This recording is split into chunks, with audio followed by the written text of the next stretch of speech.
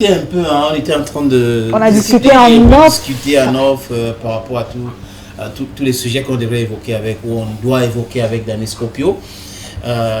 Danny, on t'a présenté d'abord la photo, je crois à la réalisation on va revenir avec cette photo, et tu essaies de nous expliquer comment tu rencontres Valsero pour la toute première fois et signer en tant qu'artiste. Oui, je disais dans ton label, Beta Scopio Production. Je disais que le garçon Valsero, lui, c'est lui qui va me rencontrer. Oui. C'est lui qui va me rencontrer. Moi, je viens de sortir mon premier album en 2007, État des lieux. Dans l'album, il y a une chanson qu'on appelle Lettre au roi. Tu critiquais le système je critiquais le système, je critiquais M. Bia directement, parce que j'en avais marre d'entendre, oh, c'est son entourage et tout. Moi, dans la culture bantou que j'ai, je n'ai jamais compris qu'un chef est décalé des problèmes qui sont liés à sa gestion et tout. On parle toujours des alentours. Et j'avais compris que les artistes, même les aînés et tout ça, essayaient toujours de contourner, éviter de... Alors j'ai dit non. Et tu as fait une chanson, tu es passé à la chaîne nationale. À la chaîne nationale. C'est comme ça qu'il te voit. C'est comme ça qu'il me voit. Et ben voilà, donc pendant plus d'1 mois et demi, je ne savais pas qui me cherchait. Et alors, je suis encore pas très loin de mes bureaux, je sors d'un café, et puis j'entends quelqu'un qui crie derrière, oh grand frère. Moi j'ouvrais la portière de ma voiture, grand frère. Et puis quand je me retourne, je vois un garçon avec un bonnet, je ne le connais pas. Il m'approche, me dit, toi grand frère, je t'ai vu à la télé, je t'ai vu à la série, mais ton sang, tu as la nia quoi. Comment, je pose encore la question, comment tu as... le courage. Il t'est arrivé d'aller chercher le type là à la télévision nationale. Eh bien, moi je lui dis, eh bien, mais parce qu'il faut le faire.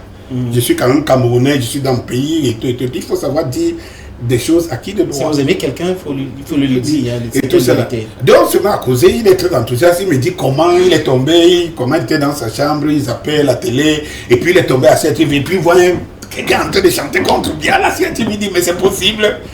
Après, il me dit, lui, il est journaliste, il est animateur dans une chaîne de radio de la place et qu'il aimerait m'inviter à son émission.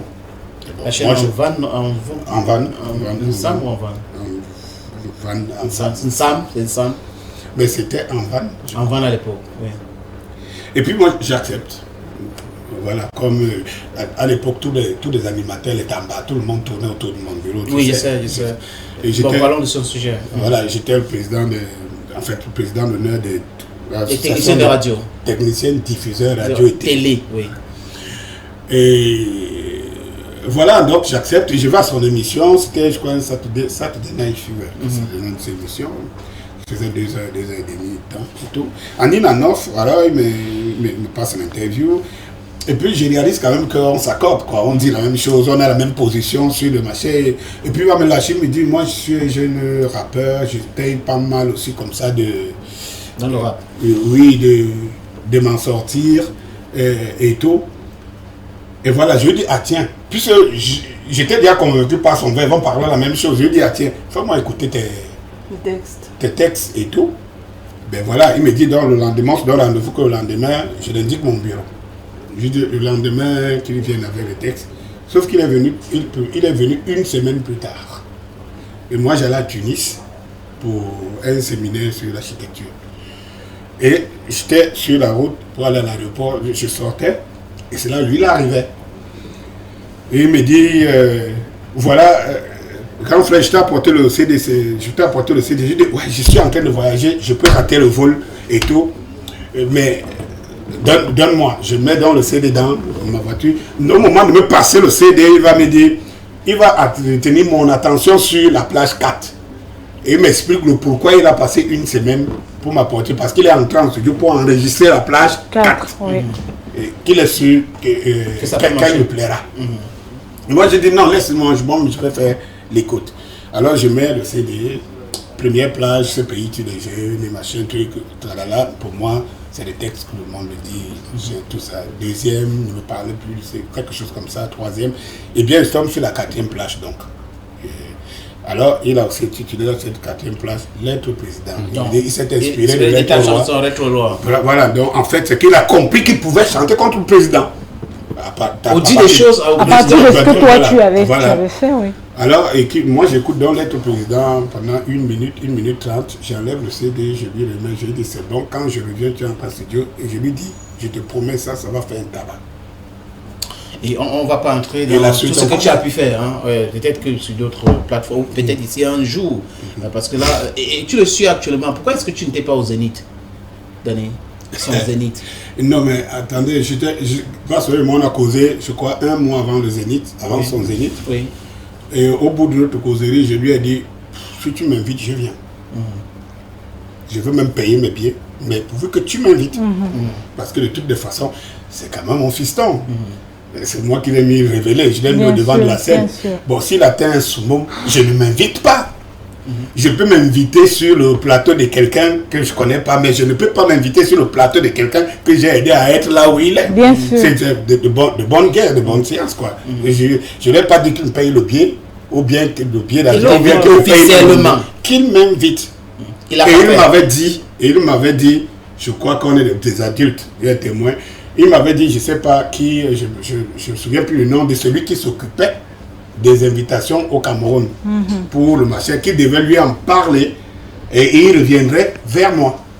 Il n'est jamais revenu vers moi. Okay. Et on m'a même donné des possibilités de venir au concert parce que, en fait, à cette époque, à cette période-là, c'était tous derrière pour montrer à ce régime que les gens peuvent soutenir. Donc, ils ont les moyens, mais les gens qui soutiennent le MRC, par exemple, on peut aussi. Est-ce qu'en quelque sorte tu es en train de dire que c'est le MRC qui a animé, qui a aidé Vasseur à réussir son Zénith? Mais attends, ce n'est un secret pour personne, quand même, soyons un peu sérieux. C'est pas un secret pour personne. Vous voulez construire un pays à partir de supercheries, à partir de flou-flou, ce n'est un secret pour personne. Tous ceux qui ont, je suis en contact avec pas mal de personnes, je suis quand même très infiltré dans ce milieu. Et puis tout le monde était unanime. Les gens disaient, attends, Vasseron a fait une musique, c'est un artiste qui est connu nationalement, c'est pas un artiste genre international et tout. Donc, c'est pas un artiste qui pouvait faire le Zénith et le remplir si ce n'était pas quelque chose autre derrière que là. Et le remplir en tant qu'artiste. Donc, ça n'a rien de cabale ni de... Donc c'est le MRC qui a fait réussir le spectacle. Non, en fait, le MRC, et je veux dire, toute l'opposition y compris. Ça veut dire qu'en fait, ceux qui se posaient à ce régime, tout ce que tu appelais te disaient, il faut qu'on le fasse, que Vassera fait 9 mois de prison avec Amto, il faut qu'on lui montre qu'il n'est pas seul, qu'il y a une famille derrière. Et voilà. Il fallait le faire. Et les gens achetaient des billets, ils achetaient même des billets pour donner, pour envoyer aux gens, les encourager dans leur spectacle. Oui, Danny, on a bien compris. Salut, je suis Manu Dibango, je suis Bantou, et il y a du tout dans le Bantou, et regardez Bantou.